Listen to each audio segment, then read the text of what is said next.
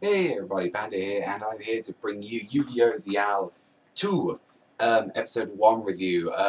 Now, I waited 2 weeks for this. For some reason, Yu-Gi-Oh! Zexal episodes are very, very slow on getting the subs out. I know there was a site on, I believe, that where you could get it a bit earlier, but I cannot remember the site that you get it quick. Like, if anyone knows where I can get these subs quickly, then I appreciate it.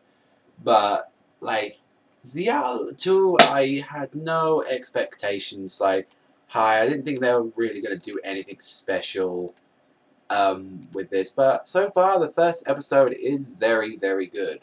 Like, for, I guess, the startup, I mean, there wasn't really no need to change it into ZL 2. It's just, the only reason it's ZL 2 is just for a fresh start, like, maybe to get some new people in saying, it's the same thing with Pokemon. It's like, oh, we're starting fresh.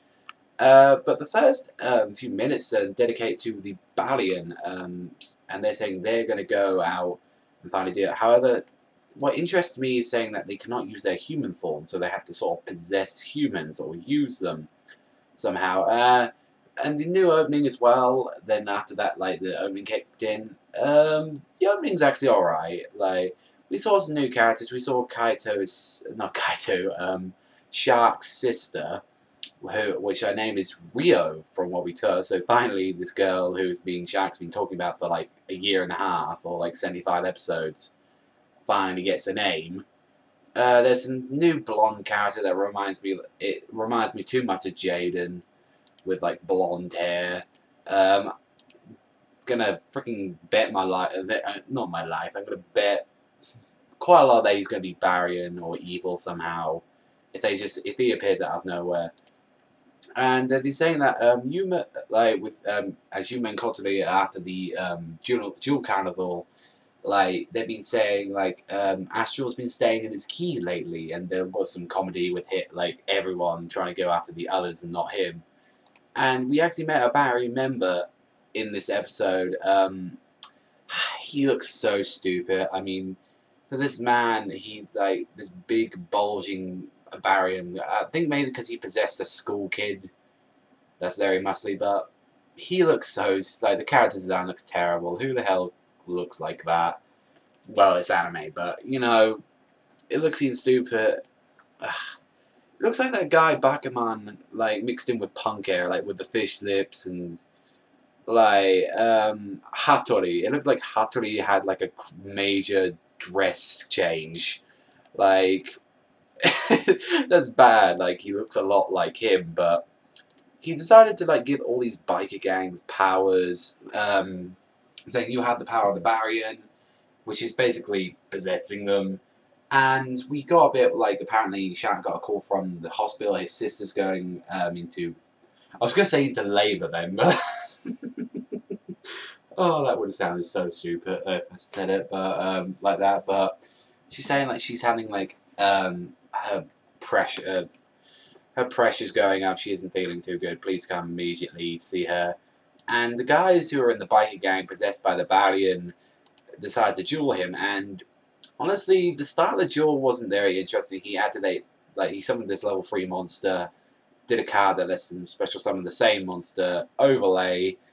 I believe that the dark bikes, they were called, like, when they use as overlay units, were mainly just, like, they did 400 points of damage, and the monster itself, with its overlay effect, like the rank 3, it just changed itself into defense position, and it cannot be destroyed by battle, which is actually alright.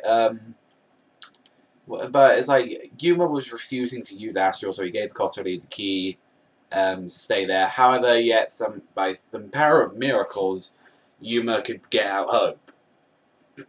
I don't know, apparently he can do that right now. If Astral's always in danger, then why doesn't he just, leave the key and then just somehow get the monsters if, like, Hope and all them can go? But when Yuma summoned his monster, he summoned a Goblinberg, and then he summoned this Basby, I believe it was called, and then he used it, which was a level 3, and he used a card on it to tell it level 4, which is, I think it was just like magic card spell like 1, 1, 2, 3 or something. And obviously he got Hope. I like the new animations for Hope. He looks a lot better than he did in the first season. And he attacked the monster, and he obviously did his effect. And what I like about Busby is he's used as an overlay unit. The monster that attacks gets piercing damage. Now that is a very good card. I mean, yeah, you are like can only use it for level 3s, but what Yuma did with that card, that lets you add either 1 to 2 to 3 stars on it. There can definitely be stuff used to this card. I can honestly see Busby being a very good card to use for people trying to do piercing damage. It all depends if you can get on a deck that works with him. And then the guy, after like getting piercing damage, he decided to use this Barian World spell card. And he says he rebuilds the overlay network with ranking, so he does a chaos change. Now, and he brings out this thing called Chaos XYZ Angeral, the aircraft Jin, which had like 2,600 attack points. And for what I saw, it changed its rank by 1.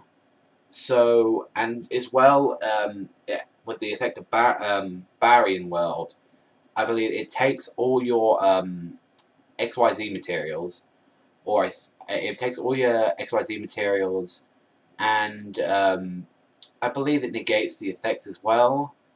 I believe that's what it did, and then you lose 300 to each material lost. Now, this is interesting.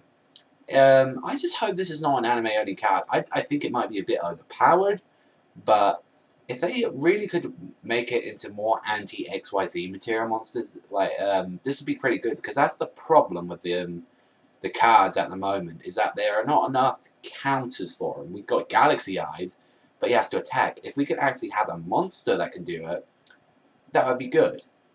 But that's sort of how the episode ends, with Hope all week.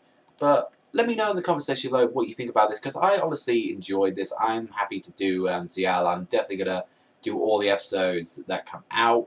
Like I said, it'll be a lot helpful if you guys know where I can get the subs, because by how Yu-Gi-Oh subs and how I tried to do it on my previous channel, I mean, I know I updated the last episode on this channel, but when I was doing the ZL reviews, I practically got really tired of like waiting 2-3 weeks for an episode, and then the episode, like, you know, it's just like waiting a month for like each episode, or like even like I had to like wait like a month and a half for like one episode to finally come out. It might just be the subs, but I don't know. But that's all from me, people, so thank you very much for watching. Starlight Panda, sign out, and I hope to see you next time, people.